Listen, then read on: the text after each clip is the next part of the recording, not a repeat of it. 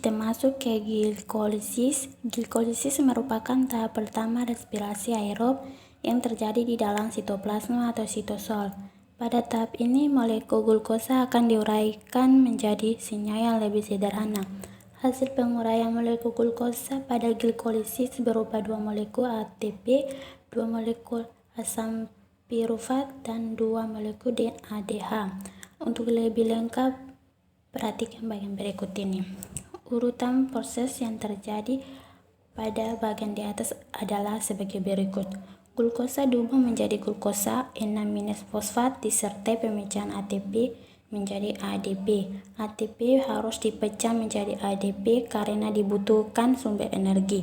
Kemudian glukosa 6-fosfat diubah menjadi fruktosa 6-fosfat.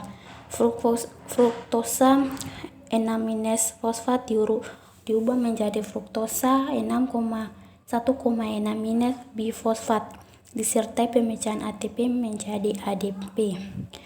Kemudian fruktosa 1,6-bifosfat atau 6 atom C dipecah menjadi 1 molekul gliseraldehid 3-fosfat atau PGAL atau 3 atom C dan 1 molekul dihidroksiaston fosfat atau DPHP atau 3 atom C molekul DHAP diubah menjadi senyawa PGAL sehingga terbentuk 2 molekul PGAL.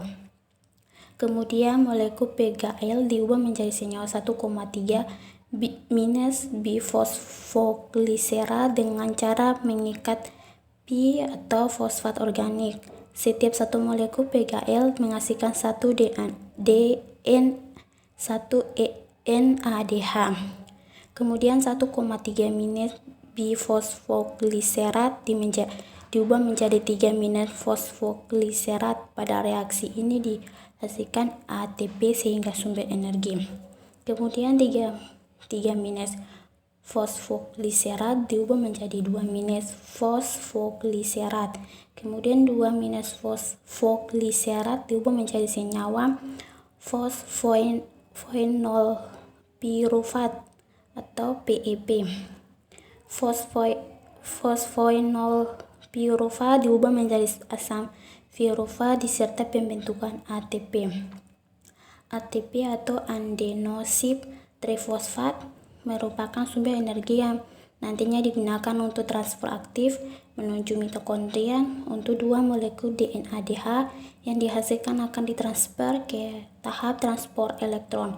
Berikut ini ringkasan tahap glikolisis. Glukosa tambah 2 ATP menjadi 2 asam fosfat tambah 2 NADH tambah 2 ATP. Yang kedua, dekarboksilasi oksidatif. Tahap kedua setelah glikolisis adalah dekarboksilasi oksidatif. Tahap ini berlangsung di dalam mitokondria.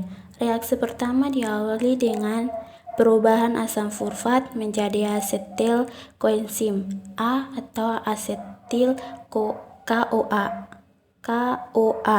Perubahan tersebut menghasilkan molekul CO2 dan NADH. Artinya, 1 molekul asam fosfat akan menghasilkan 1 molekul asetil KOA, CO2 dan NADH. Oleh karena pada tahap glikolisis dihasilkan 2 asam fosfat, maka dekarboksilasi oksidatif menghasilkan 2 molekul asetil KOA, 2 molekul CO2 dan 2 molekul NADH untuk proses simak bagian berikut. Urutan proses adalah sebagai berikut. Asam fosfat yang terbentuk pada tahap glikolisis akan melepaskan gugus karboksilat atau COO-. Gugus tersebut akan diubah menjadi CO2. Kemudian sisa atom C dalam berbentuk CH3 COO- akan mentransfer kelebihan elektronnya pada molekul NAD- menjadi NADH. Untuk CH3COO- akan diubah menjadi asam asetat.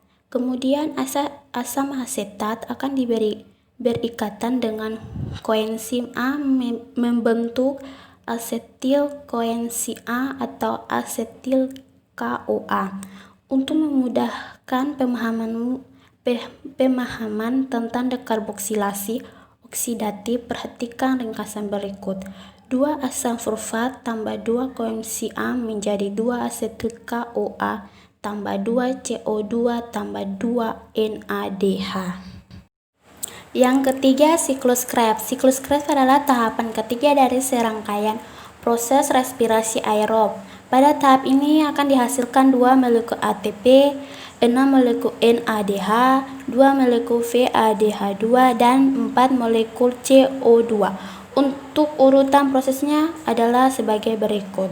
Asetil KOA, 2 atom C berkaitan dengan asam oksaloasetat, 4 atom C membentuk asam sitrat, 6 atom C. Itulah mengapa siklus Krebs bisa disebut siklus sitrat. Kemudian asam sitrat diubah menjadi asam isositrat. Asam isositrat, 6 atom C diubah menjadi asam A minus ketoglutarat, 5 atom C. Reaksi ini disertai pelepasan CO2 dan pembentukan NADH.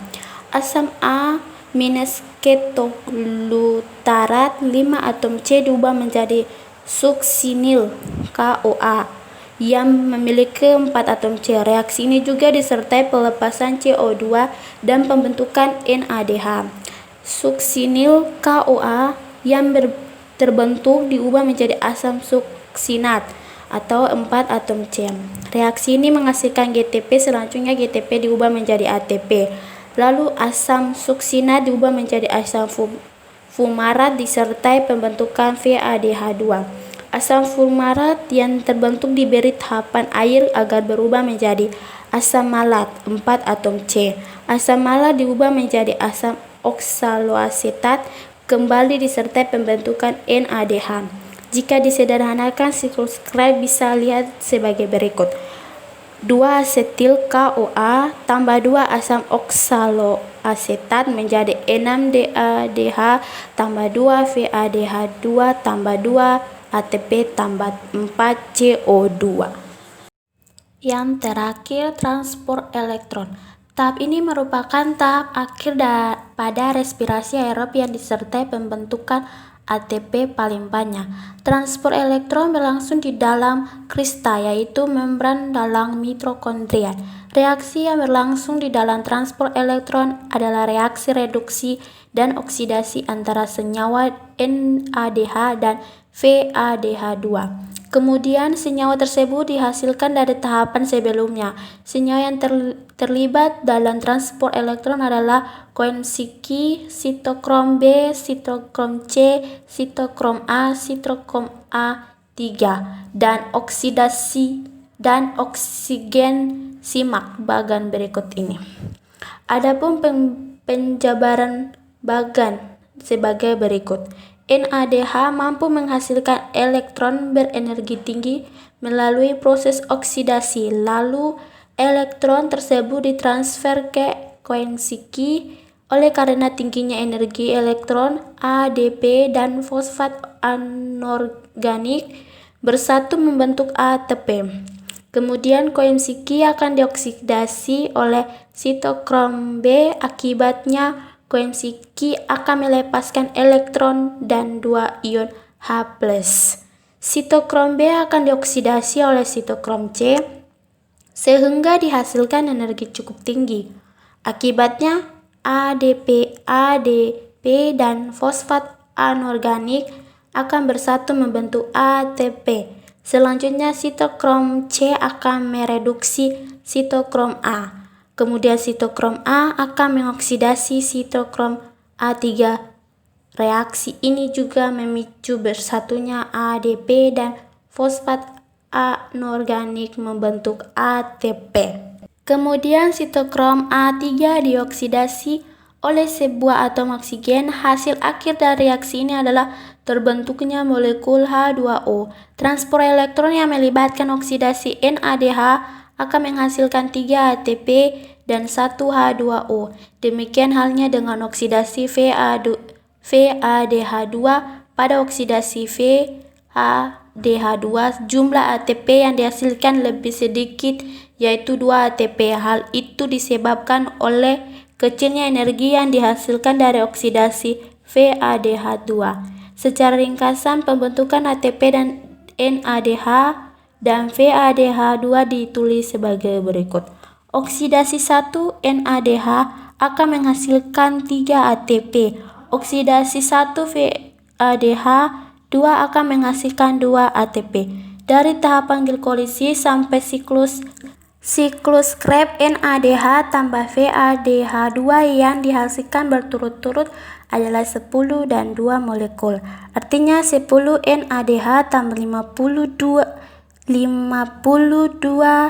menghasilkan 10 NAD tambah 10 H2O tambah 30 ATP. 2 VADH2 tambah 0,2 menghasilkan 2 VADH plus tambah 2 H2O tambah 4 ATP. Dengan demikian, tahapan transport elektron menghasilkan 34 ATP dan 12 H2O. Jika seluruh ATP dijumlahkan melalui glikolisis, transport elektron akan dihasilkan seperti berikut ini.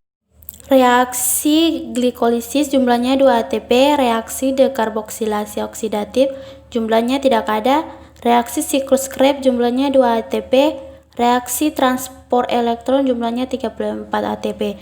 Jadi total semuanya 36 ATP. Demikian penjelasan saya, terima kasih, shalom.